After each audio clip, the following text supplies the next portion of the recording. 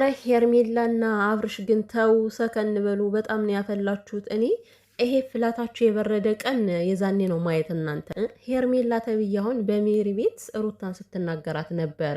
የድፍረቷ ድፍረት። አብርሃምም እንደተለመደው ነው ሩታን መቅበር፣ ሩታን ልብ መስበር ነው የሚፈልገውና ነገር ግን በትናንትናው ዕለት አንድ ቪዲዮ ሸርቶ ነበር በቤቱ ሰውን ለማበረታታት ብሎ። ይሄ ነገር ጥሩ ነው፣ ሰውን ማበረታታት ደስ ይላል። ግን አንተ ሁሌ መርጠ ነው የምታበረታታው ማለት ነው። ሰላም ሰላም ቤተሰብ እንዴት ናችሁልኝ? ደህና ናችሁ? ሰላማችሁ ብዝት ትርፍ ይበልልኝ። ውድ ቤተሰብ እንግዲህ በቅድሚያ ስለዚህ ቻናል እነዚህ ልጆች አብርሽ የሸረታቸው ሰዎች ማለት ነው እኔ ማርያም እንምላችሁ በጣም ነው የሚያሳዝኑኝ።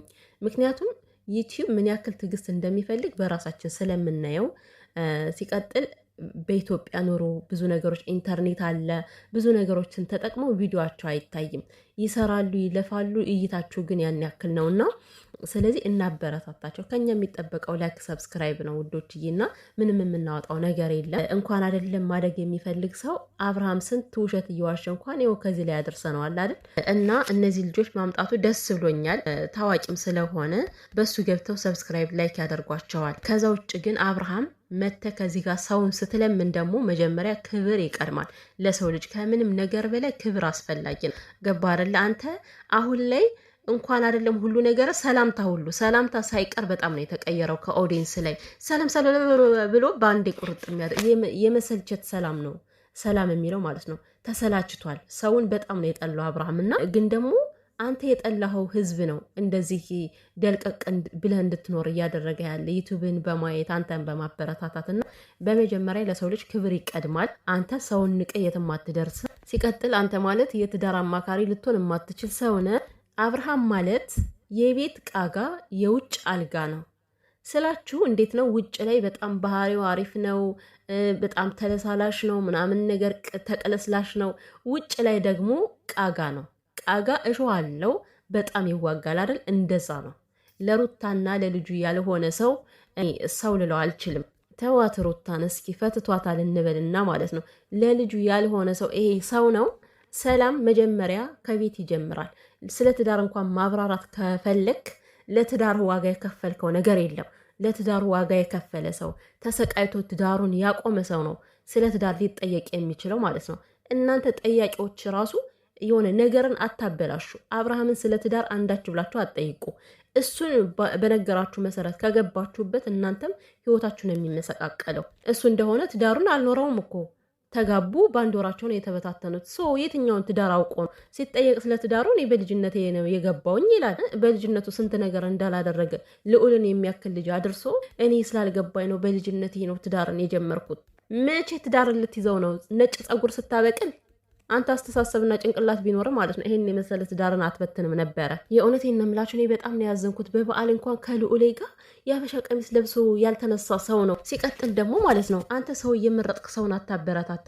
እኔ እኮ ፌመሶች ጋር ብሞት ነው የማልገናኘው። እኔ ብሞት ሰውን እንኳን ሰፍ ብለው የሚያናገሩ ቢሆንም ማለት ነው ፌመሶች ጋር ምንም አይነት ግንኙነት እንዲኖረኝ አልፈልግም። ምክንያቱም ፌመሶች ማለት በጣም ኃይለኛ ሰዎች ናቸው። ሰው ይመርጣሉ።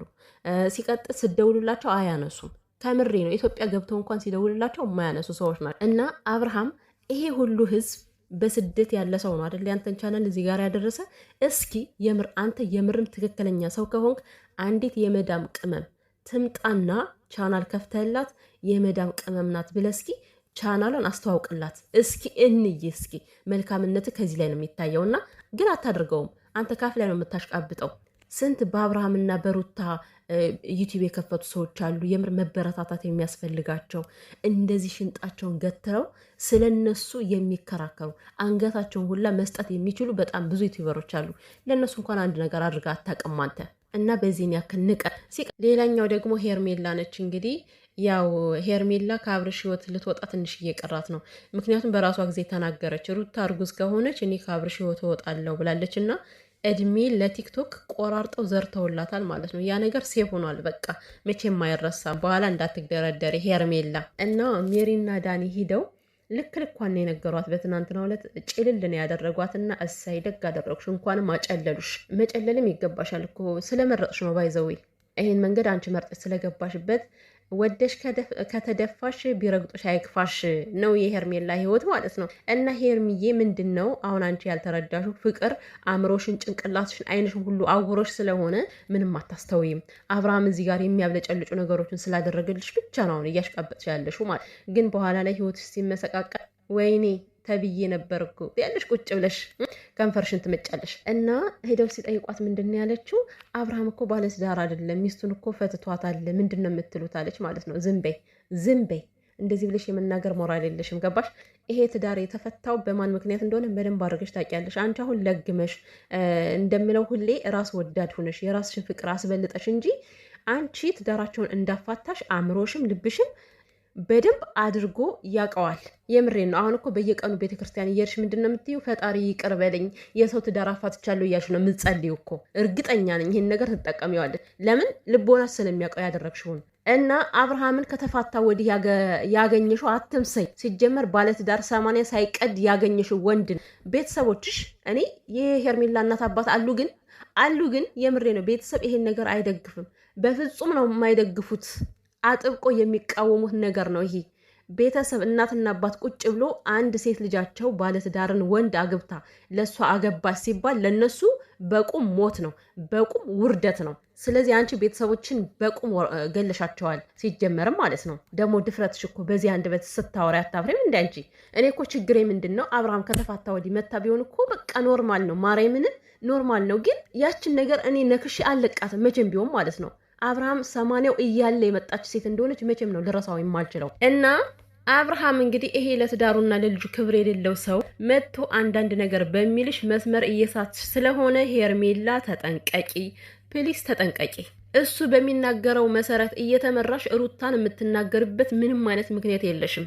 ሲጀመር ሩታ አረገዘች አላረገዘች ለራሷ ነው። አንቺ የሚመለከትሽ ነገር የለም። ከህይወታቸው መውጣት ካለብሽ መውጣት። ያንቺ መንዘላዘል አንሶ ጭራሽ ደግሞ ሩታን በአንቺ መስመር ልትከቻት ያምርሻል እንዴ? አንቺ ደፋር። ሩታ ከአብርሃም አይደለም ያረገዘችው ብላ እኮ ተናገረች። ቤተሰብ የድፍረቷ ባለጌ። ምናልባት ሩታው ባሏን ፈትተዋለች። አሁን ላይ ይሄ ነገር መደረግ አልነበረበትም። ነገር ግን ቢደረግም ከባሏ ነው ገባሽ? ከልጁ አባት ነው ልጅ የመጣው። እንዳንቺ ዘላይ ሰውን ትዳር አፋርሳ አይደለም የሰውን ወንድ ወስዳ የኔ ነው ብላ የምታወራ እንዳንቺ ባሌ ነው ብላ በአደባባይ የምትመሰክ አንቺ የሰውን ባል ወስደሽ እኮ ባሌ እያልሽ የምታወሪ ሰው ነሽ። እንዴት ብትደፍሪ ነው ይህን ቃላት ያወጣሽው? ኧረ እኔ በጣም ነው የገረመኝ። ከዛ ማንም ተረፍራፊ ለቃቃሚ የሚያወራውን ሰምታ ከዚህ መታ እሷ ሩታ ከአብርሃም አይደለም ያረገዘችው ብላ አንደበቷን ሞልታ ስትናገር አያሳፍርም? ምን አይነት ባለጌ ስድ ናችሁ እናንተ ስድ አደጎች። የምሬን ነው። ቤተሰብ ያልቀጣችሁ በራሳችሁ ማንነት የምትንቀሳቀሱ ትንሽ ለቤተሰብ ክብር የሌላችሁ እና በዚህን ያክል ደረጃ አንቺም ሰው ሆነሽ ሩታን እንድትናገሪያ ማንም አይፈቅድልሽም። ገባሽ? ከአንቺ አንደበት እንደዚህ አይነት ቃላት በመስማቴ እኔ በጣም ነው ያፈርኩት። በጣም ታሳፍሪያለሽ ሄርሜላ። ያደረግሽውን አድርገሽ ቢያንስ አንደበትሽን ሰብስበሽ አትቀመጭም? ጭራሽ ከአብርሃም አይደለም። አንቺማ የመጨረሻ ህይወትሽን ያሳየኝ መድኃኒዓለም። የመጨረሻ ህይወትሽን ነው ማየት የምፈልገው ሄርሜላ ማለት። በዚህ ግፍ በምትናገሪበት አንደበትሽ ዋጋሽን ያላገኘሽ እንደሆን ታያለሽ። እሱ የምናየው ነገር ይሆናል። ባለጌ ሩታን ግን ማለት ነው እኔ ሩታን ጠርቼ የሆነ ባለጌ ነገር ከተናገርኩኝ የምሬን ነው ሄርሜላ ነው ሩታን አይደለም። ስማቸው ስለሚቀላቀልብኝ ነው ማለት ነው። አብርሃም ከሚስቱ ጋር ችት አድርጎብሽ እንኳን አንቺ ያልነቀሽ ሰው ነሽ። አንቺን የመረጠው ምንድን ነው? አብርሃም እንደፈለገ ችት እያደረገብሽ ኦኬ ምንም ችግር የለም የኔ ጌታ የኔ ማር ብለሽ ስለምትቀበይ እኮ ነው። ይገባሻል አይደለ? ይሄን ለምንድን ነው አንቺ ማትረጂ? ምንም ነገር አምነሽ ስለምትቀበይ ነው። እንደ ሩታ አይነት ጀግና አይነቷ ደግሞ ማለት ነው ልንገርሽ ችት ሲደረግባት ቆማ ማየት አትፈልግም። በጭራሽ ማየት አትፈልግም። አንቺ ይሄ ነገር ይመችሻል ማለት ነው። ችት ሲደረግብሽ አምነሽ ስለምትቀበይ አብርሃም ተመቸሽው ምን ያድርግ? ለሱ ጸባይ ምቹ ሆንሽለት እኮ ዘልዛላ ሁላ